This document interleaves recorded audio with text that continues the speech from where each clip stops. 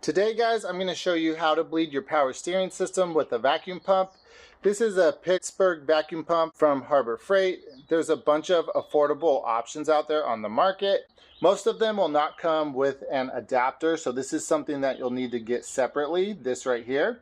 These are not universal, so you need to find one that fits your power steering reservoir. As you can see, this is just a solid chunk of rubber here, and it has a hole through it.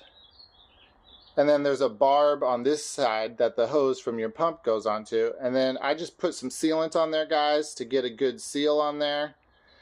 And as you can see, there's a taper to it here. So all you need to do is measure the diameter of your reservoir inlet here. And then make sure that the lower part is smaller than that diameter and the upper part is larger, so that it'll form a good seal there. So the first thing that we want to do is we want to test our pump to make sure that it actually works properly and holds a vacuum. And once you have the clamps on there, this is a clamp here that I added again just to make sure that there weren't any leaks. All you got to do is you put your finger over the hole and you pump up and make sure that that needle stays put and it doesn't go down at all. Alright, looks like our pump is working. So I'm going to release that. Locate wherever your power steering reservoir is, guys, of course. This is on a 2002 Mustang, but this will be the same process on any vehicle. The only difference is whatever adapter you need to fit your vehicle. So I'm just going to put this in here. Just give it a little press. Make sure there's a nice seal there. So first thing that we're going to do, once we have it on the mouth and there's a good seal, we're just going to pump it up a little bit. Oh, and make sure there's a good seal. It wasn't sealed properly. Okay. See how that needle's going up? Now, these pumps measure in inches of mercury. That's just the unit of measurement. And if you can see those numbers on there, you don't really want to go much past 20, guys. 25 is the absolute maximum. If you go past 25, then you can actually damage the seals in your power steering system and you can actually cause a problem or make a problem worse. So all you want to do is you want to pump it up and you want to hold it there or just wait for several minutes. Make sure that this needle doesn't move. So we're just going to wait now. What this is doing is this is testing for leaks. If this needle either can't hold a vacuum, since we already tested our pump, we know that that's not the problem. Or if the needle slowly loses, pressure, that means there's a small leak somewhere in our system, and there's not much point in trying to bleed the system if there's a leak, because that's just going to be constantly reintroducing new air into the system. So that's the first thing that a vacuum pump like this can do, is it can test your power steering system for leaks. And then obviously the second thing, once we've verified that there are no leaks, it's going to help suck all that air out of the pump that's stubborn, been in there a while, causing, cavitation and those noises. So now we've had it up for several minutes and it looks like it's holding pressure pretty well.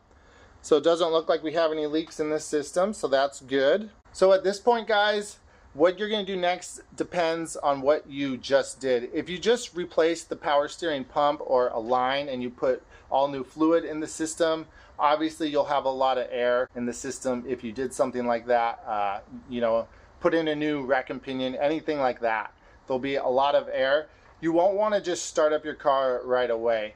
The first thing that you want to do is you'll want to jack up the front end of your car, put it on jack stands so the wheels can turn freely. Put the car under vacuum like this, right around 20 inches. And then you're just gonna put the key in the ignition so you can turn the steering wheel, but do not start the car. And you're just gonna turn the steering wheel lock to lock all the way right to left, back and forth. And that will move fluid through the system slowly and get some of those major air pockets out.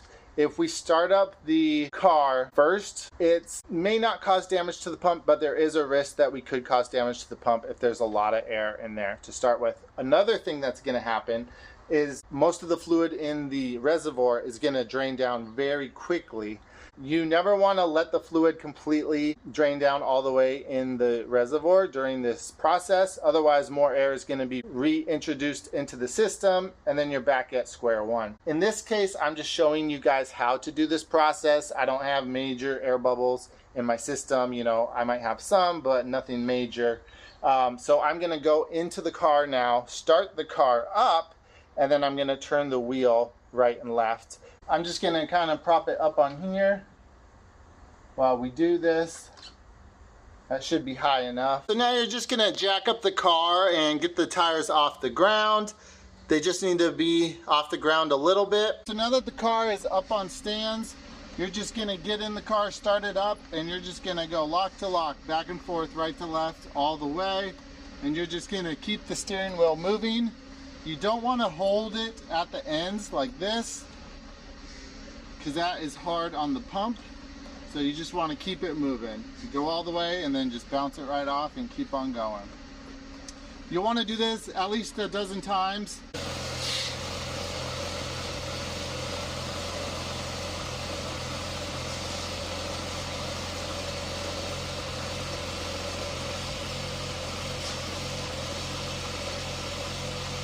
Now would be the time to check your power steering levels.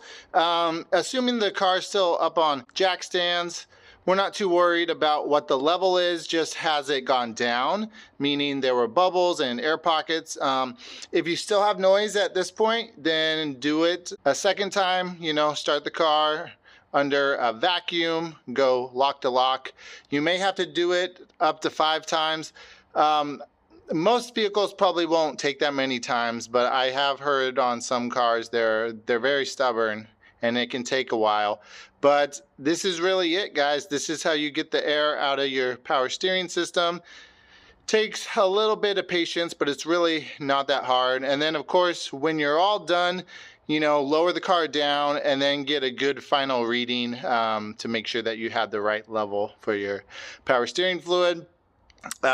These pumps are very affordable. I want to say it's about $20 as of this filming, but there's many other ones out there, you know, for a similar price. Only thing you'll need is a adapter that'll fit your vehicle. You know, these are again not universal, so figure out what size that you need there. But this is a fairly simple process, and hopefully, if you've been frustrated with a noisy pump and can't quite figure it out, this will solve your problem. And remember, guys, do it yourself.